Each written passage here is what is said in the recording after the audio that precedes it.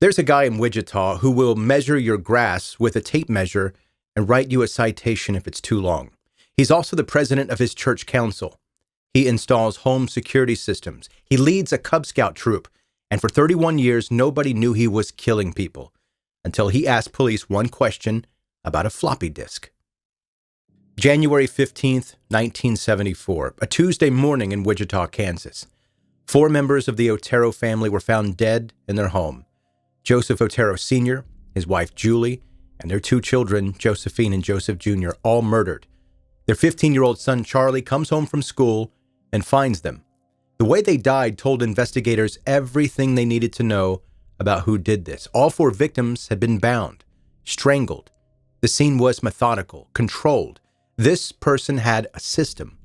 The killer had broken in by throwing a concrete block through a window. When someone came to check the noise, he told them he was on the run and just needed food and warmth. He handcuffed her, calmed her down, then he bound and strangled the entire family one by one. Years later, when Dennis Rader confessed to these murders, he said something that still makes your skin crawl. He admitted that he never strangled anyone before that, so he didn't really know how much pressure to use or how long it would take. He was learning, experimenting, treating murder like a science project. 3 months after the Otero murders, Rader struck again. Catherine Bright was killed in her home on April 4th, 1974. Her brother Kevin was there. He fought back. Rader shot him twice, and Kevin still survived, giving police their first real description of the suspect. Average-sized guy, bushy mustache, eyes that looked psychotic. That description probably should have led somewhere, but Dennis Rader looked like every other suburban dad in Wichita. Too ordinary, too forgettable. Then in October 1974, a letter arrived at the Wichita Eagle. Someone was taking credit for the Otero murders. 3 men had falsely confessed to the crimes the month before, and this letter writer was furious about it. He included details that only the killer would know. He wrote, "I did it by myself and no one's help." He signed it BTK, bind, torture, kill. The methodology was always the same. He would bind the victims with whatever he found in their homes, rope, pantyhose, belts. He would torture them psychologically, making them believe they might survive. Then he would strangle them, often manually, sometimes with a plastic bag. He took his time. He liked to watch them die.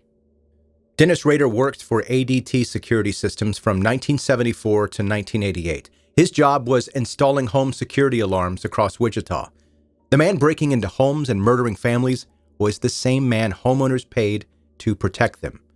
He knew exactly how alarm systems worked, where the vulnerabilities were, which houses were easy targets.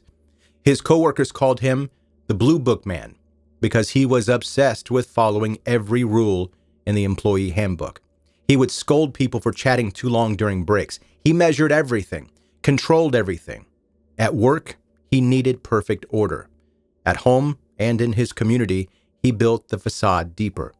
He married Paula Dietz in 1971. They had 2 kids, Carrie and Brian.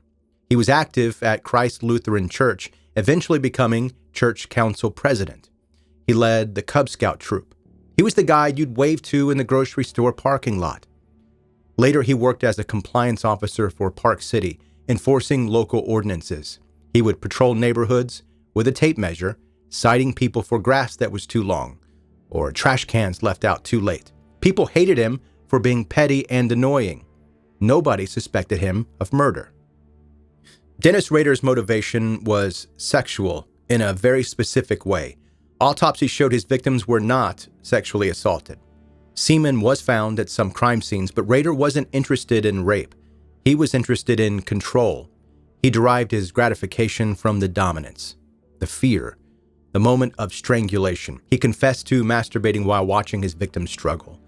Absolute power over another person's life was what satisfied him. He kept trophies, driver's licenses, underwear, personal items. He called his murders projects and kept detailed files on each one. He would stalk his victims for weeks or months, learning their schedules, their routes, their vulnerabilities. And then he would strike where they were most alone. Between 1974 and 1991, Dennis Rader murdered at least 10 people. Shirley Relford in 1977, a mother of 3. Nancy Fox that same year. After killing Nancy Fox, Rader did something that shows you exactly how theatrical his ego had become. He called the police himself, anonymously reported his own victim, his own crime. He wanted to make sure they found her. He wanted credit for the terror he was causing. In 1985, he killed his neighbor, Marnie Hedge, demonstrating just how close the danger really was. Dolores Davis in 1991 was his last confirmed victim. Then around 1979, the letters stopped. The murders seemed to stop. The case went cold. Wichita tried to move on. In 1984, police formed a special task force they called the Ghostbusters because they were chasing a phantom. They had Kevin Bright's description, they had letters, they had crime scenes. They had nothing concrete, though. Police developed theories. Maybe he was in prison for another crime. Maybe he died. Maybe he found a partner who let him act out his fantasies safely. Former FBI agent Robert Ressler suggested the killer might be a criminal justice student, someone organized and intelligent. Dennis Rader was still right there, living his boring, rule-obsessed life. He finished his degree at Wichita State University. He worked his compliance officer job. He went to church. He raised his kids. By 2004, his ego couldn't stay quiet anymore. He felt like people had forgotten about him. He wasn't getting the credit he felt he deserved. In March 2004, a letter arrived at the Wichita Eagle claiming responsibility for the 1986 murder of Vicki Wegerle. BTK was back after 25 years of silence. Law enforcement learned from their past mistakes. They appointed one spokesperson for the investigation, someone who would directly speak to BTK through the media.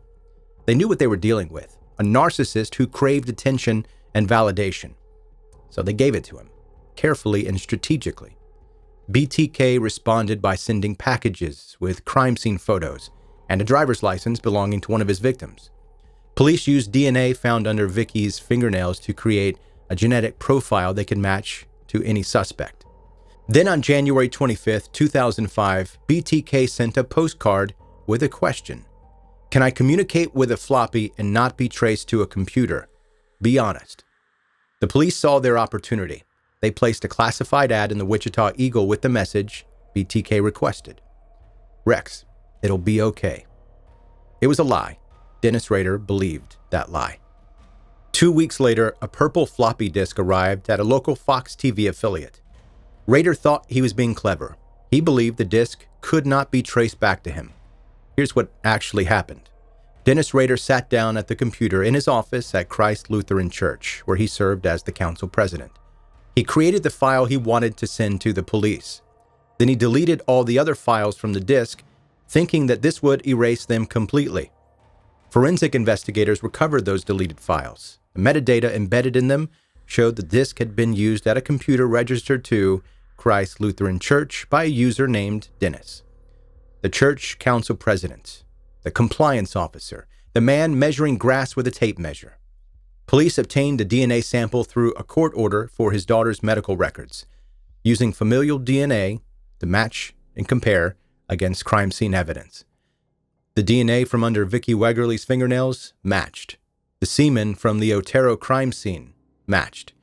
9 days after the floppy disk arrived, on February 25, 2005, Dennis Rader was arrested. 31 years of terror ended because a narcissist trusted a lie and didn't understand how computers work. Later, Rader admitted, "The floppy did me in." He was reportedly angry that the police lied to him about being able to trace the disk. What happened in court was almost as disturbing as the crimes themselves. Dennis Rader was polite. He was courteous. He answered every question with "yes, sir," and "yes, your honor." Then he described the murders like he was giving a college lecture, very calm. He talked about the trolling stage, where he looked for the victims, the stalker phase, where he locked onto a target. He explained how he manually strangled Shirley Relford, and when she started to scream. He described hanging one victim in a basement and admitted to having sexual fantasies about that afterward. Charlie Otero, who found his family dead in 1974, called Rader an emotionally devoid humanoid with a monster living inside.